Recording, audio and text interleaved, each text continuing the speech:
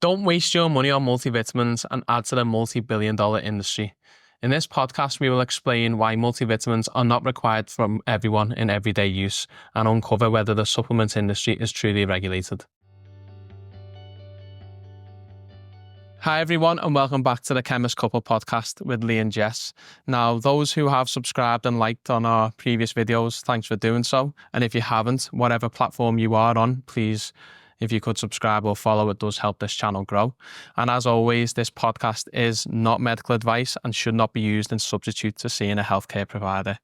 Now, this week we're going to be discussing multivitamins. The reason we've picked this podcast is New Year's come around. A lot of people will have started supplements, started a health kick. And also it's one thing that I've always wanted to look into in a bit more detail because, I mean, it's one of them things. Should I be doing it? Because a lot of people within the fitness industry, now people in the health industry are taking multivitamins and supplements. So it's a good thing to go into. Yeah. So I think we should start with, what is a vitamin?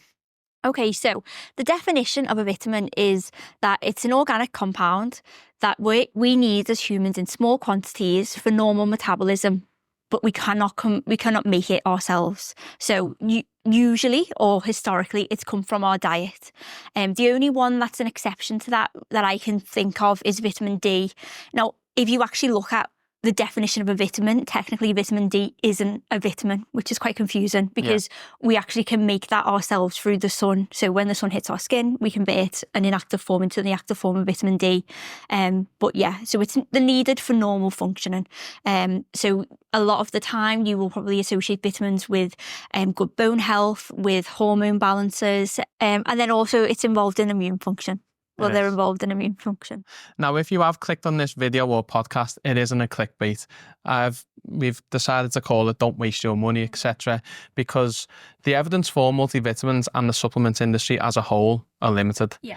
And with the industry growing up to predictably 300 billion by 2028, I mean, it's a highly lucrative area. And I wanted to know, in terms of regulation, how is it regulated? Mm-hmm. So we've looked at the UK and the US. Mm-hmm. So in the UK, we've got the MHRA, who regulates any medicinal products. In the US, you've got the FDA, which is the Food and Drug Administration, I believe. Yeah. And both of these countries have decided that supplements and vitamins should not be sort of authorised and assessed as medical products unless it goes through a rigorous process and they claim to treat a disease. Yes. So that's the difference. And when we've looked into the regulation, in the UK, for example, pharmaceutical products have to have an active ingredient profile, content profile of 90 to, give or take, 110, 120%. Yeah. Now, supplements, because they're regulated by the Food and Drug, who are they regulated by? The Food Standards Agency? Food Standards Agency, yeah, I was getting mixed up with America. They then allow the active ingredients of the vitamin or supplement to go from 80% to 150%. Now, if you actually stand back and look at that, whatever you're taking, if it's 1 milligram, that can be 0.8 milligrams to 1.5 milligrams, which is a big discrepancy. And if you're doing that every day over the course of a year, you could be out by quite a big factor. Yeah, I actually read as well on the government website for the UK that there was no maximum upper limit that they needed to legally needed to have in it. So it's probably good practice to like you say, to have it up to 150%. However, legally, I don't think a company needs to actually put a maximum limit on something. So yeah, it's funny, and I think as pharmacists, it's so important that we were doing this podcast because I'm pretty sure that probably most of us don't really realise the extent of how unregulated the industry is because, you know, we recommend vitamins to a lot of our patients. Now, we will get into it in terms of some of them are regulated, some of them are licensed by the MHRA in this country, and I'm pretty sure the FDA in the US. However, as we know, a lot of these prescriptions that are being filled are maybe not going to be coming from licensed medications. And so, like you say, you know, they could be out by so much. And it's just a bit of a wormhole, isn't it, that you're getting down because... It is. But that's one thing to look into. When does a vitamin become a licensed product? What needs to be sort of met in terms of standards for it to meet that key requirement. So I am going to look at the definition here. So a food supplement is defined as any food for the purpose of which is to supplement the normal diet and which is a concentrated source of a vitamin or mineral or other substance with a nutritional or physiological effect, alone or in combination, and is sold in dose form. Now, if you have a look at the actual definition of a medicinal product, It's very similar. yes. So the reason why food supplements they're not classified as medicinal products is because they are not medicinal products and as such cannot exert a pharmacological, immunological and metabolic action. Therefore, their use is not intended to treat or prevent diseases in humans or to modify physiological functions.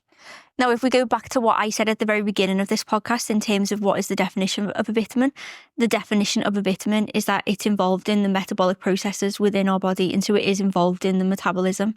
And even if you listen back to that first definition of a food supplement, it just says a substance with a nutritional or physiological effect, alone or in combination. So there's a big overlap there. Yeah. And then I went into more detail. I went into what is a pharmacological action.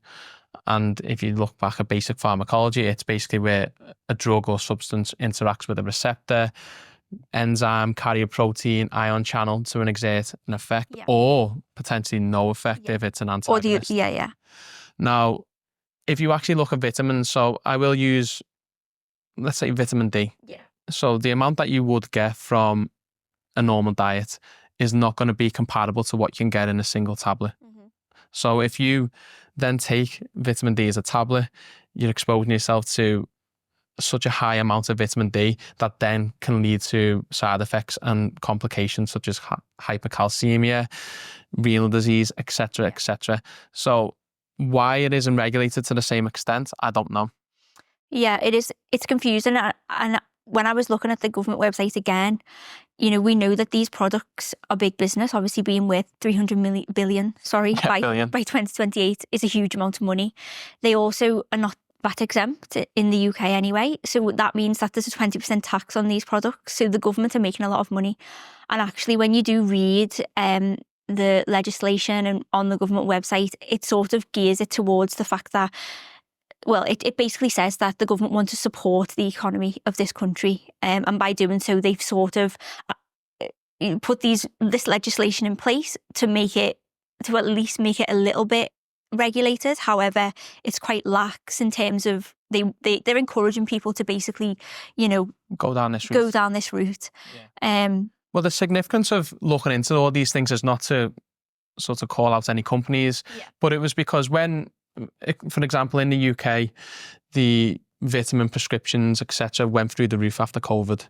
And then the NHS England decided that any vitamins or minor ailments that you can treat shouldn't be prescribed. It should be offset and the patient should buy over the counter. Yeah. So, for example, vitamin D is the big key one, really. That's the one that we normally treat. Mm-hmm. Now, there are licensed preparations of it. And if you have a really low level, we will prescribe the licensed product. It will get fulfilled by the NHS, etc., etc. But in some cases where there's a mild deficiency, we will just say, go and buy over the counter. Now, when we're actually saying that, we're not targeting any or guiding them to any specific product. Yeah.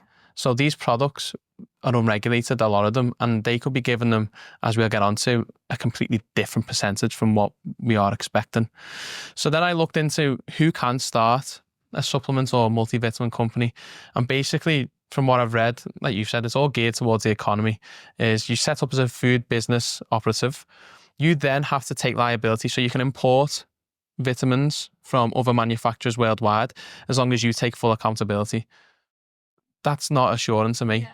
A medicinal product goes through the MHRA, goes through quality assurance. It's got to meet these targets, guidelines, whatever it may be. Food supplements, Food Standards Agency, it's not really that rigorous. And that also goes for fortification of foods. It goes through what is on the back of a food label as well.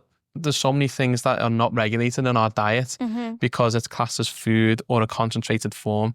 But as we know, a lot of these concentrated forms can lead to ill health if consumed in large volumes. Yeah, there's been cases of patients who have died from vitamin D overdose recently, and we actually had a crackdown, didn't we, in primary care where we had to monitor patients more rigorously when we were putting them on. I mean, we should be anyway, but I think sometimes it does get missed in terms of whenever you start a patient on vitamin D, you really, if it's high dose, should be getting a bone profile check to check patients' calcium.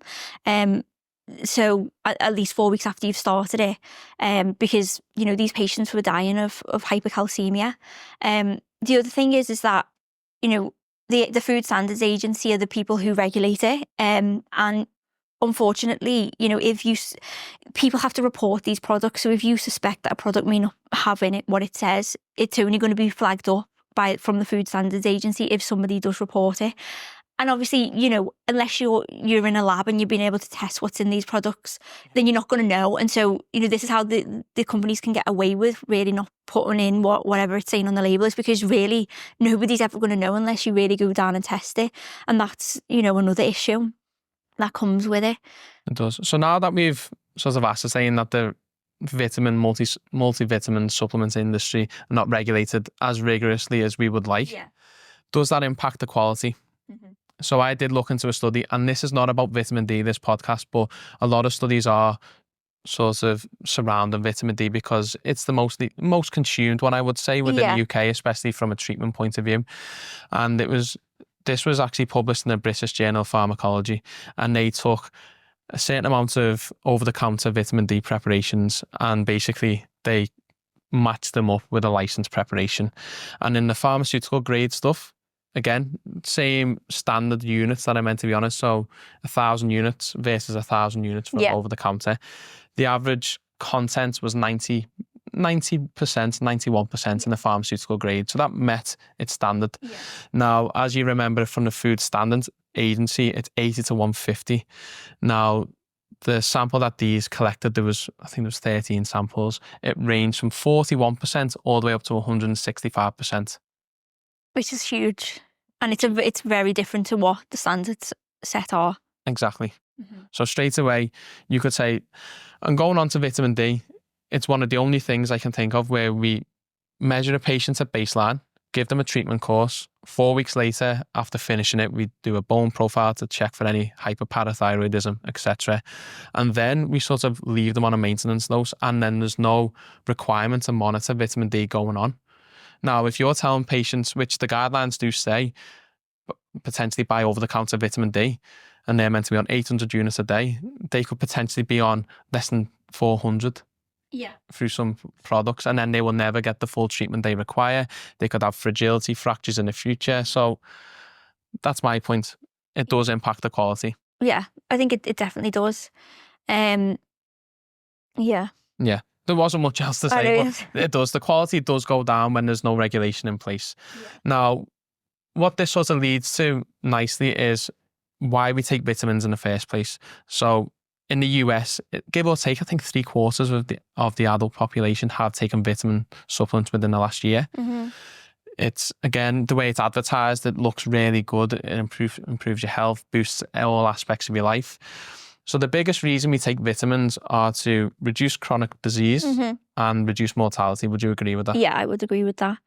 I think that, you know, if you look at an advertisement for a vitamin, even though it really shouldn't give claims about health benefits, the way that they word things, it sort of insinuates that it is going to give you a health benefit. And so people just want insurance, I think. You know, obviously we know that we're more than likely getting enough vitamins within we're in a Western country. We don't need to supplement them. However, like we'll get onto, how would you ever know? Unless you're testing your blood levels for every single different vitamin, you wouldn't know if you're getting enough. And so I think it's just that assurance that people want, where they think, well, if I take a multivitamin, at least it's got all of these vitamins in and I'm going to get them, even, you know, in case I don't get them from my diet today. Yeah, that's a good point. I'm going to go on to that in a minute, actually. So this cohort study was done in the US. It was over 20 years, I believe. I can't remember the exact number, but it was about 390,000 people. Yeah. With it being a cohort study, it's not controlled, such as a randomized controlled trial where you can pick factors. It's just watching a population over a given period of time. And over that 390,000 people, the people who didn't take multivitamin supplements actually had a 4% reduced mortality risk. And when you actually looked at the data of how they led their daily lives, this was actually not going good for us because they exercised more, they smoked less, they had less takeaways. So on paper, their lives were generally healthier. Yeah. So when you actually couple that with the fact that people take multivitamins to reduce mortality, that seems Counterproductive completely. counterproductive. Yeah. And it's depending on which one you've gone for, it could be 50 pence to £1 a day. Yeah.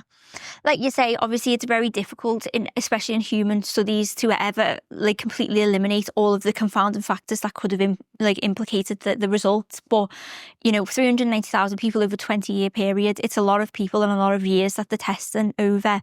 So You would have expected some sort of at least, and you would have. Even if there was no difference in mortality, but to have an increased risk of mortality when you're taking a multivitamin every day. Yeah. So there's the population that they sort of viewed over that time frame, which again, I don't know whether it was 20 years. I'll have to find out. Yeah, I think it was the 20 years of follow-up, wasn't it? Was it? Yeah. Okay, but in terms of the population that they observed over that time frame, they made sure that they were free from chronic disease. So that was sort of one confounding factor out the way. But also they assessed their multivitamin use at baseline. That didn't get followed up. So for example, if you didn't take a multivitamin at baseline then, and then you were sort of taking a vitamin at the end because of ill health, that wasn't factored in for, which probably is one of the biggest reasons, like you alluded to before. It's an assurance, a safety net. And this is why I think patients and people shouldn't really take multivitamins.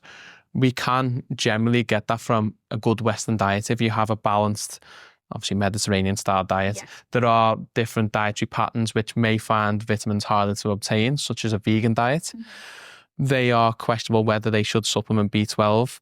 I will go into that separately into other studies when we do that podcast. But in general, you should be able to get enough vitamins and minerals from them diets. So if you take a multivitamin or a supplement, are you just negating in your brain the bad things that you are doing?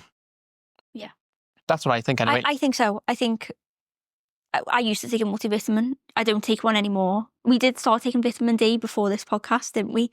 We did for about 3 days. Yeah, because we live in the UK and that's what we tell our patients to do. So I was like, okay, well, why don't we do it? The vitamin D that I got was just from a supermarket. It was 1,000 units, so it was a bit higher than what we would recommend daily. It was actually the only one that I could buy in there, so it was labelled as high strength vitamin D.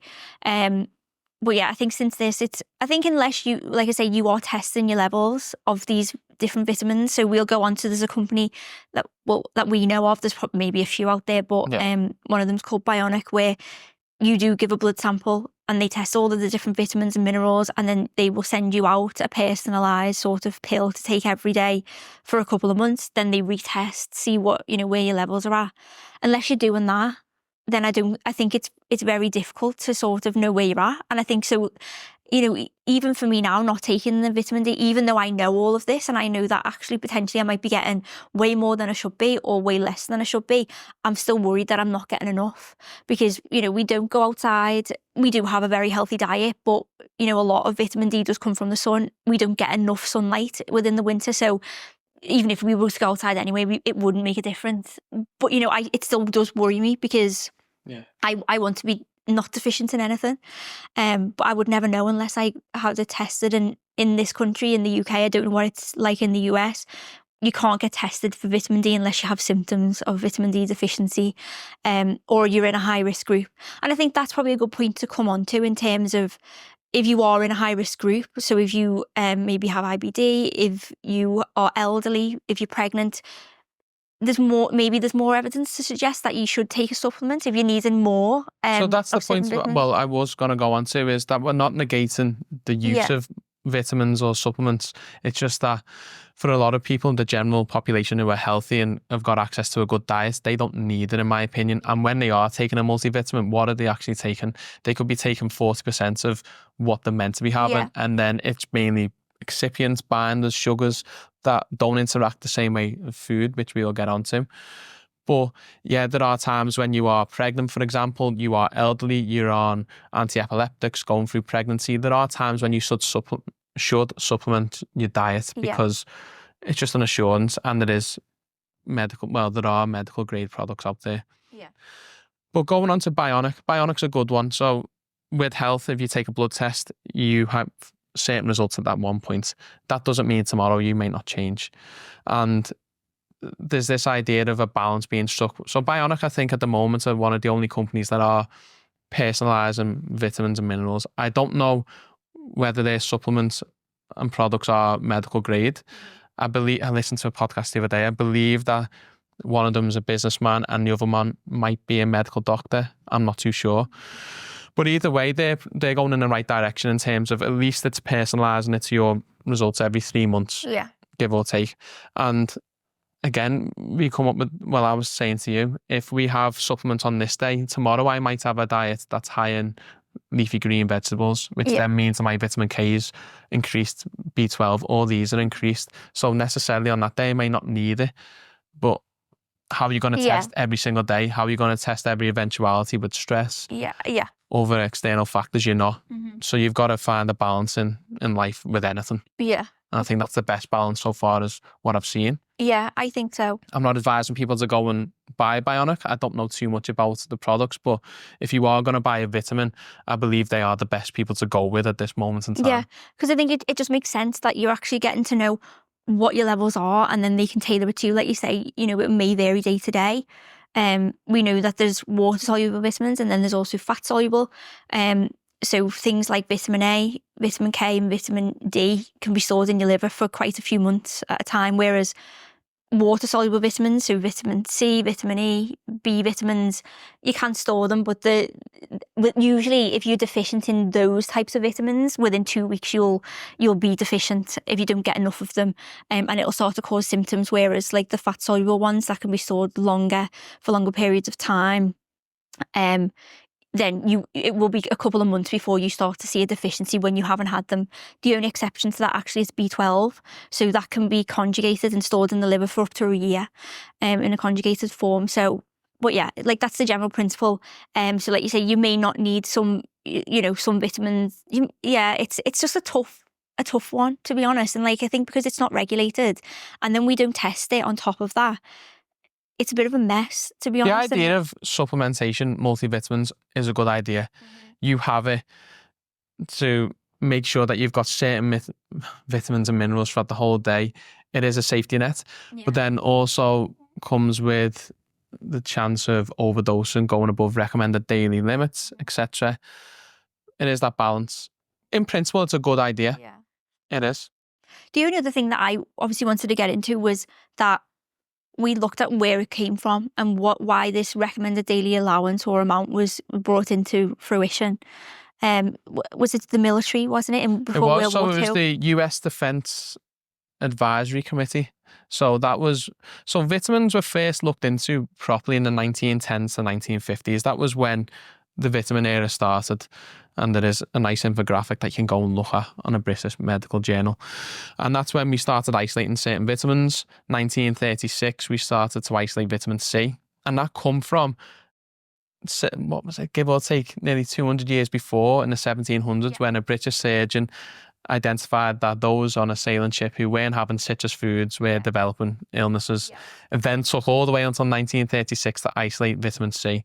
Again, the evidence around vitamin C and all these with coughs and colds, again, limited. But the idea then went on to the American Defense Association to then provide this list of what we are required to have in times of famine or geopolitical disorders when going to war, to make sure that the army is fit to fight. Yeah. Which is quite... It is, yeah.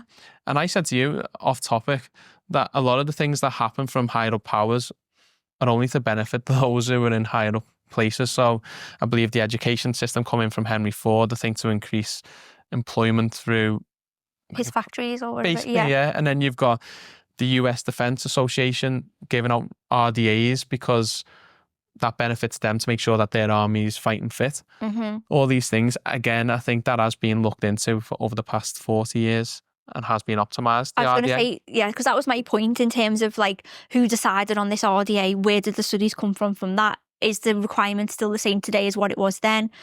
There's all different factors, and so we're going off an RDA that potentially might not even be, I mean, it's not going to be completely tailored to you anyway, because we know that your age, your sex, your, comorbidities will affect the amount of vitamins that you require.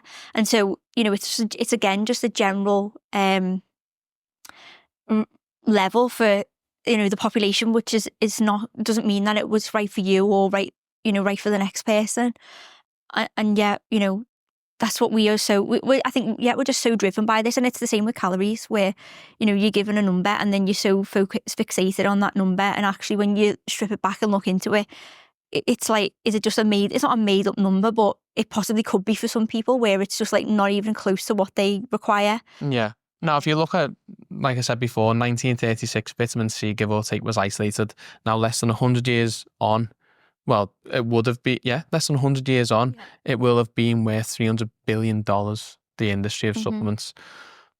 Who would ever have thought that, to be honest? I know. So, the reason... I do think though, I don't believe, I was saying this before, in terms of, there is so much information out there and there's so many health claims that people throw out, these companies throw out, that it's so difficult, they're so convincing that you think, oh, I should take that. And obviously it's this placebo effect, probably, that you'll take it and then you will feel better. And so that's the reason why people maybe do carry on taking it. And then obviously you've got social media nowadays, where you'll see, I think ashwagandha's a really big one at the moment for anxiety and stress.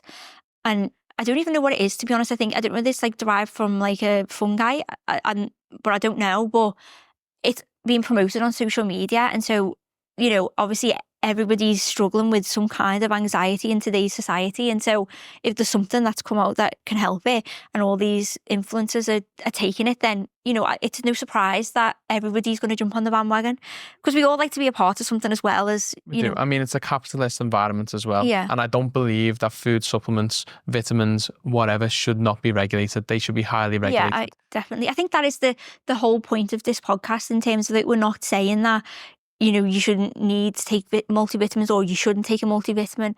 I personally wouldn't, knowing now what I do know. And, if we look back in history, we never took a multivitamin. Everything that we needed as a human race, we got from our diet. And I think, again, I always go back to this point that we should be looking at the past to help with our future. Obviously, yes, things are going to evolve and technology is going to get better. We're better at measuring things. We are living for longer. We know that as you do get older, you do require more vitamins, because the absorption of nutrients isn't as good as what it was when you were younger. So, I do understand that things do change, but I think we do overcomplicate it. And, if we just go back to basics and eating a whole food diet, and, trying to just do things that are going to benefit your health, and don't think that taking a multivitamin is going to mitigate all of the bad things that you do. Well, that's the big thing, isn't it? A multivitamin, when you take it, it doesn't consume any space within your stomach. So you can carry on doing what you're doing with the rest of your diet and consume a multivitamin. That is not going to negate any of the effects of a poor diet. And that's another good point. Whereas if you have a big bowl of salad with citrus fruit, etc., they're consuming storage within your stomach. You're not going to likely have fast food, and it's what comes with it. A multivitamin, you can carry on doing whatever you're doing, whether that be taking illicit drugs, not going to the gym, fast food, drinking alcohol in large quantities. If you adopt the whole food diet, and I know there are people out there who can't and don't have the luxury of having a whole food diet, so in terms of those people, supplements are beneficial, but my advice would be, if you can get a medical grade supplement where it's monitored, prescribed by a physician, by all means go and do that, because you are more likely to have what is in there. And vitamins are good for you. Yeah. And the evidence, there's one thing that you just said then about we always evolve, and it's about preventing disease in the future. The studies that I've read is single vitamins on their own don't really impact chronic disease. They normally treat a mild deficiency, so vitamin D will prevent vitamin D deficiency, but having single vitamins on their own and in their own right will not prevent chronic diseases as such. I think the evidence is limited. It is coming out more and more, but it leads us on nicely onto, is a vitamin just going to quash all your health worries and concerns, or is there more to food that a vitamin can't offer. Yeah. And we have discussed it in the past, and it's the food matrix. And it is literally what it sounds like. It is, a food isn't the sum of its macronutrients. Yeah. And even now, it's definitely not even the sum of its micronutrients either. No. It is how it's compartmentalized. It's the bioactive, it's got phospholipids, they've got Flavonoids, probiotics, all these probiotics, things. yeah. And it's all when to do with the gut microbiome as well. So the interaction that it has with that. that's the thing, it's how it interacts. It doesn't release it all at once. So if you have a tablet, okay, there are modified release where you can incorporate a matrix, but it doesn't tend to have bioactives and all other components. It's mainly long-acting starches and other sugars, lactose, etc. It doesn't have the same effect. Yeah. And that's my point, is that it won't replace it, because food and nature is so much more complex than what we give it credit. Yeah. There's so many things that have evolved, and we are finding more and more things. Even over the past 5-10 years, we've looked at phytochemicals. That was never really a thing. The colour of foods, how does that impact your health and longevity going forward? And that's the point, is that you miss all that when you do take it in its raw form in a pharmaceutical product. Of course, yeah. So going through, so just summarising key points. The big study that we've included all these in the show notes. The key study didn't show any reduced mortality. In fact, it showed a slight it increase. showed a slight increase. Now, there's loads of things that could have impacted that. But at the end of the day, there's no reduction that was significant to advocate someone taking a multivitamin over the counter. They're not regulated. I was tempted to start a supplement company before I come on here. To see how easy it was. If I had enough time, I was going to sort of register as a food business operative, import some sort of multivitamin and then sell it. Yeah. Obviously, ethically, I didn't do that, but you could do. It doesn't seem that hard. Yeah. It's more of an economic drive as opposed to public health. And quickly, vitamin D, we said before that we sort of advocated for more patients buying over-the-counter stuff to prevent the NHS spending. Now, my argument is, if we give the correct product for the right people, you then reduce the amount of patient returns in the future. So by not opting for pharmaceutical grade for every patient, we saved, I think it was 13% over 2018 to 2019. 13% turned out to, I think, about 5 million on just vitamin D supplementation, I think. Now, that 5 million probably was swallowed up by DEXA scans and GP appointments, fractures, hip replacements, everything as a result of under supplementing that nutrients. Yeah. What do you think? No, I agree with that. And I think a point that I want to make is that we're not saying to not have vitamins or like take a multivitamin. We're saying that really, you know, the evidence is there to suggest that it doesn't have a benefit. From the studies that we've seen, You've got a whole food balanced diet. So I was going to say, if you obviously don't feel like you are getting the correct vitamins and minerals, then fair enough. You know, it might be a good thing for you to do. However, if you can get it from a whole food diet, be eating, you know, whole grains, fruits, vegetables, the recommended daily amount is 5 fruits and vegetables a day, then that's going to be more beneficial to you because of all the different compounds that a food contains over a multivitamin tablet. And yet, just sort of be wary as well that these companies will put out health claims or, you know, that this will do this for you, but just look into it yourself. And, you know, I think a big one as at the moment is protein. We know that the Western countries do not need protein supplements. We get more than enough in our diet. We've done this as a podcast. That's a big one. Collagen is another one. I actually do want to look into that one. But, you know, just because, you know, a celebrity is taking collagen and their skin looks unbelievable, it may not be to do with the collagen that they're taking. It could be, you know, other things. So, you know, just be wary before you're parting with obviously your hard-earned money that this is the correct thing for you to do.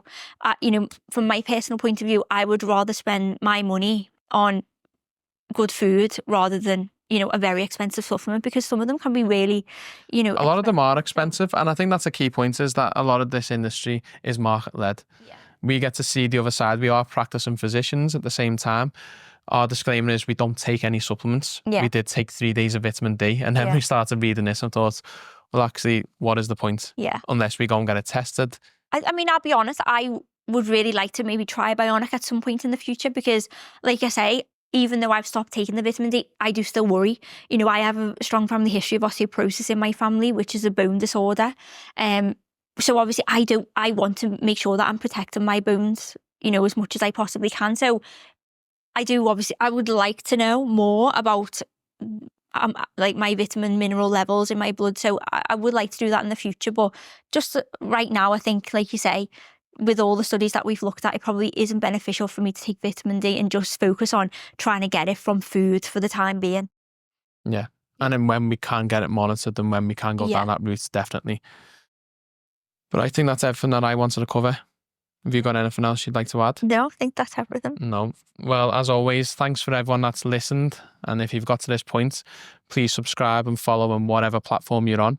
And we'll see you next week. What do you reckon?